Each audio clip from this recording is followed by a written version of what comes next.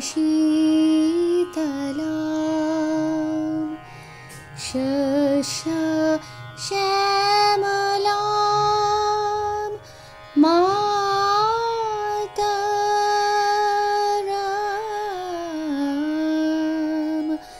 वन्दे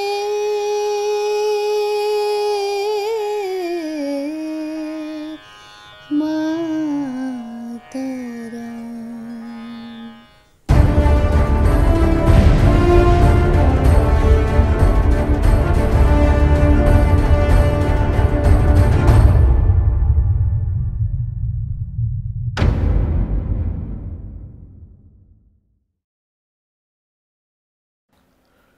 নমস্কার, আমি অশোক মুখোপাধ্যায় তুরি কাহিনী থেকে বলছি।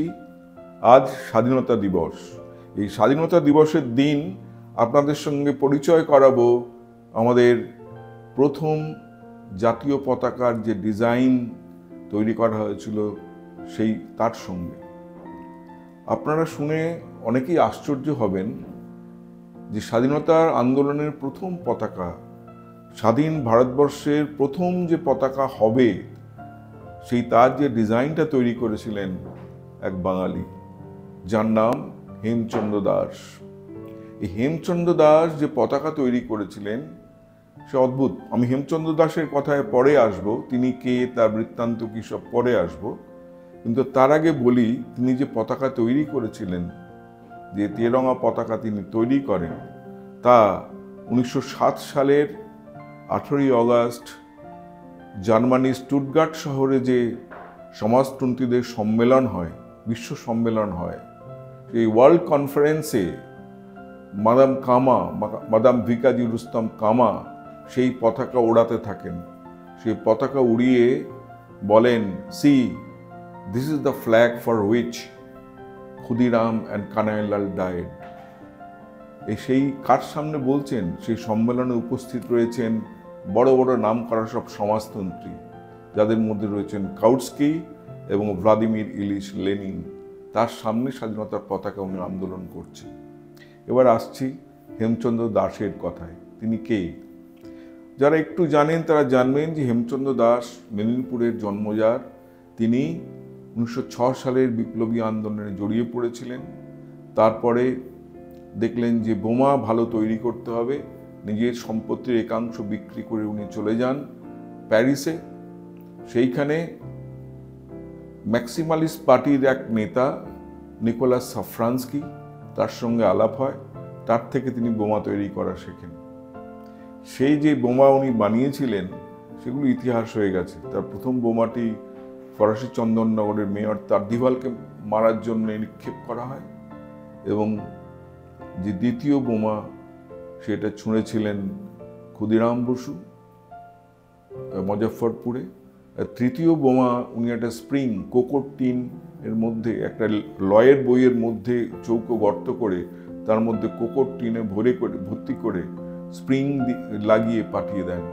কার বাড়িতে? না, ডগলাস কিংসফোর্ডের বাড়িতে, যে খুললেই সেটা ফাটবে এবং মারা যাবেন।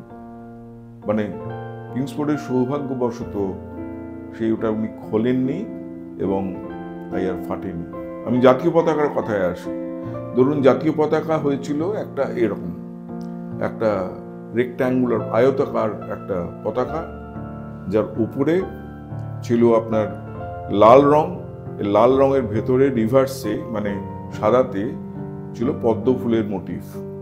মাঝখানটা ছিল গেরুয়া, মাঝখানের যেটা গেরুয়া, সেই গেরুয়ার মধ্যে লেখা ছিল বন্দে মাতরম। এবং তলায় যে আয়তাকার ক্ষেত্রটা, তাতে সেটা নীল রঙের ভেতরে বাঁদিকে ছিল সূর্য, ডান দিকে ছিল চন্দ্র। আপনাদের কিন্তু এরকম না। আপনাদের দেখতে গেলে যারা দেখছেন তাদের এই দিকটা হচ্ছে বাঁ দিক, এই দিকটা ছিল সূর্য এবং এই দিকটা ছিল চন্দ্র। এই ছিল ভারতবর্ষের স্বাধীনতার প্রথম জাতীয় পতাকা। তো এই কথাটা আপনাদেরকে বলবার এই কারণ যে অনেকেই এই স্বাধীনতার পতাকার সঙ্গে পরিচিত নন, আর হেমচন্দ্র দাসের সঙ্গে তো ননই।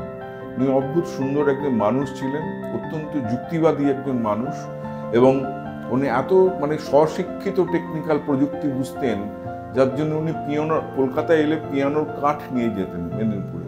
সেই কাঠ দিয়ে উনি একটা ক্যামেরা বানিয়েছিলেন, যে ক্যামেরা দিয়ে উনি বিখ্যাত যে ছবি আছে অরবিন্দ ঘোষ ও মৃণালিনী দেবীর, তার ছবি তোলেন। এবং অসম্ভব একজন উদ্যোগী পুরুষ। তার সম্পর্কে কোনো সময় পরে, কোনো একটা এর পরে যখন এপিসোড হবে তার সম্পর্কে বলবো। কিন্তু তার আগে যে তার জাতীয় পতাকা, যে জাতীয় পতাকার জন্য উনি এত কিছু করেছিলেন, সেই কথাটা আপনাদের বললাম। ভেবে গর্ব করতে পারেন যে জাতীয় পতাকার প্রথম যে ডিজাইন, প্রথম যে অলঙ্করণ, এটা এক বাঙালির করা। এটা সবসময় মনে রাখবেন। জাতীয় পতাকার যে অভিব্যক্তি, সেটা কিন্তু বাঙালির করা, এটা মনে রাখবেন। তার মধ্যে ছিল সূর্য, চন্দ্র, তারা, সবকিছু রয়েছিল সর্বধর্ম সমন্বয়ের প্রতীক, সব জাতিকে একসঙ্গে চলার প্রতীক। নমস্কার। শেষ করার আগে বলে রাখি, দয়া করে সাবস্ক্রাইব করতে ভুলবেন না। আবারও বলছি, সাবস্ক্রাইব করুন, তবেই আমরা আরও কিছু এপিসোড করতে করব। নমস্কার, ভালো থাকবেন। জয় হিন্দ, বন্দে মাতরম।